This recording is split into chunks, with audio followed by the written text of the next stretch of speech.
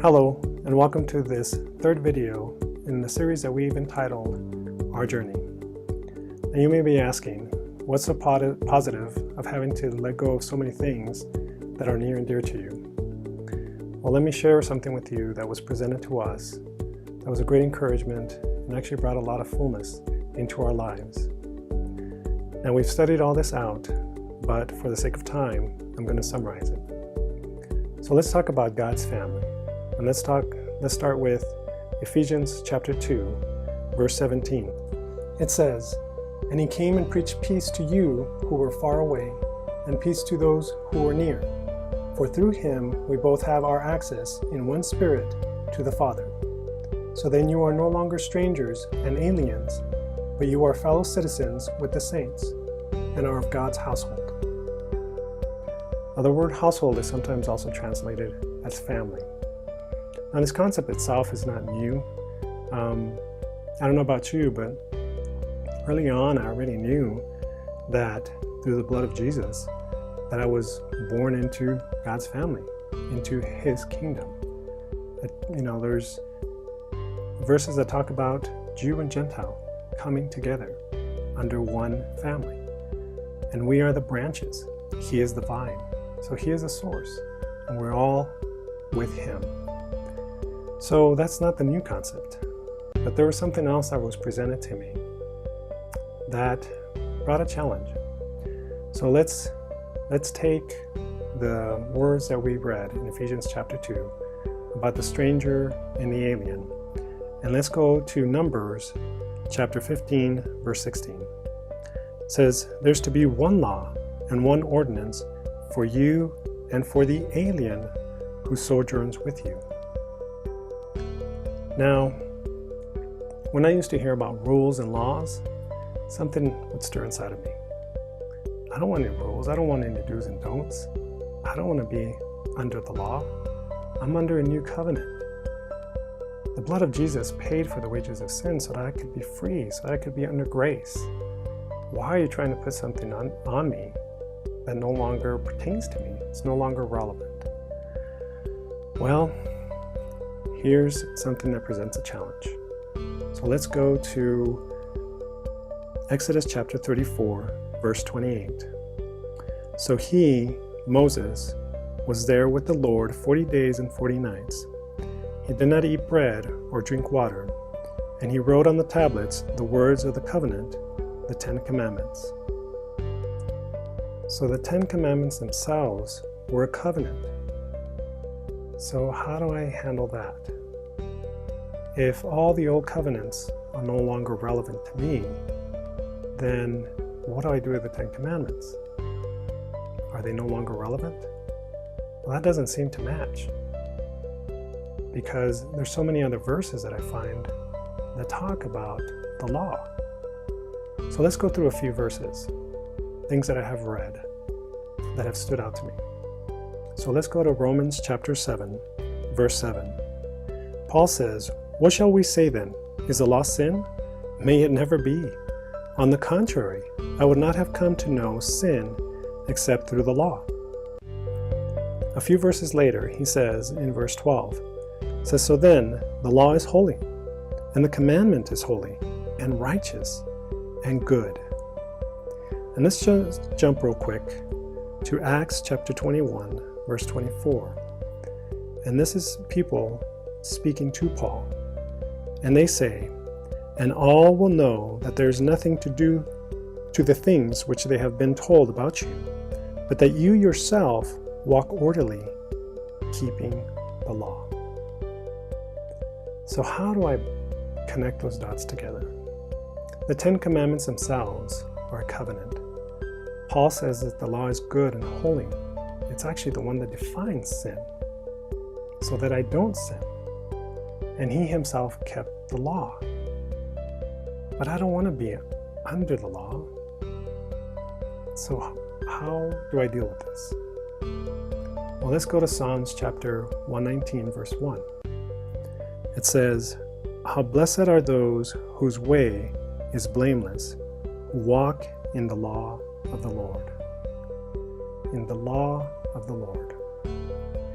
Well, here's where it's very helpful to look into the original language. The word for law there is a Hebrew word, Torah.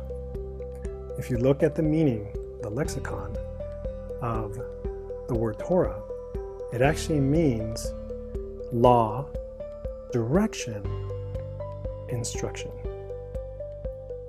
So his law is not just, as I have often looked at it, as a set of do's and don'ts. It's actually supposed to provide a direction for me, an instruction. The word is supposed to be a lamp unto my feet. So let me try and paint the picture that's in my mind. Now, whether single or married, whether we have children or don't have children, we all seek to have a shelter of some sort. Whether we have a house, an apartment, or another type of shelter, we all look to have a home. Now, in our houses, or in a house of our own, we may have a kitchen, a living room, a couple bedrooms, maybe more, maybe less. But here's something I want to focus on within the house. I want to focus on the outlet. You may be thinking, why in the world are you talking about an outlet? Well, here's the thing. As small and as simple as that outlet is, the outlet is a source of electricity. Now, electricity can be a good thing or it can be a bad thing. Now, we can use electricity, right? We can plug in a vacuum cleaner to clean the carpet. We can plug in within the kitchen. We can plug in a blender, a toaster. Within our rooms or within an office, we can also plug in computers. So all those are great uses of electricity. But electricity itself comes with rules, because if we don't use it properly, it can be a bad thing for us. So let me ask you, would we use, would we allow a young baby or even a toddler with keys to play around an outlet without any protection? Of course not. Why? Because they don't know how to use that outlet. They haven't been trained. They don't have the instruction of how to use that outlet properly. Now, does that mean they'll never use that outlet? No, because as they learn how to use it in a way that'll be beneficial. So that's the way with God. God created this whole earth as a house, and we get to live in it. But within this earth, there are natural rules. There are rules that He instituted for our good. Let me give you a quick example. A very practical one. We do it every day. We're within it every day. And that's the law of gravity. Now, the law of gravity is good. It keeps me planted here on Earth. If not, I would just float into outer space and die because there's no oxygen. And actually, I might not even make it that far because I would probably be burned up in the atmosphere. So gravity itself keeps me here on Earth. It's good. But let me ask you this. Would we allow a baby to go up high in the air without any protection? No. Because they don't have the understanding that they could fall. They don't have the capabilities to keep themselves from falling and possibly dying. But yet at the same time, we can allow an adult to wash windows way up in the air, windows of a building. But those who are up in the air washing windows have a protection. They have a set of rules, of instruction, of how to operate that far in the air. And the law of gravity is still helping them because that's what keeps them where they're at. But without those ropes, or without harnesses, or without whatever equipment that they are using to protect them, they would fall to the earth and they would die. So that's how God connected the dots for me. He showed me that this is His house and I'm part of one family. And as one family, He has given us a set of rules, an entire book, a big book, but they're instructions for us to know how to live so that it may go well with us. in Deuteronomy chapter 30, verse 19, it says, I present to you life and death. Choose life, that it may go well with you. And that's exactly what happened to Adam and Eve. He gave them one commandment, one instruction. Do not eat from the tree of the knowledge of good and evil, because surely you will die. And when they disobeyed, when they didn't follow his instruction, he had to kick them out of the garden. And so God doesn't want us to miss out on his blessings. He doesn't want us to suffer those consequences that are normal because we are not following the instructions that he created for us to benefit from this earth, from this house that he created for us. So when I learned all that, I became really excited because now I had a whole instruction book, and I felt that I was reading it through a new lens.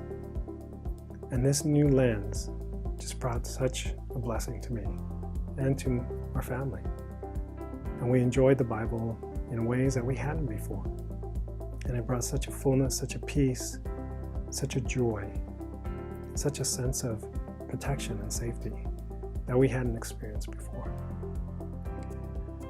And so I hope that this is an encouragement to you. And I pray that you will take the time to study things out, to get into his word, and to learn from him. So our next video will be about the feast days. Going back to the question, how can it be positive to let go of so many things that you hold near and dear?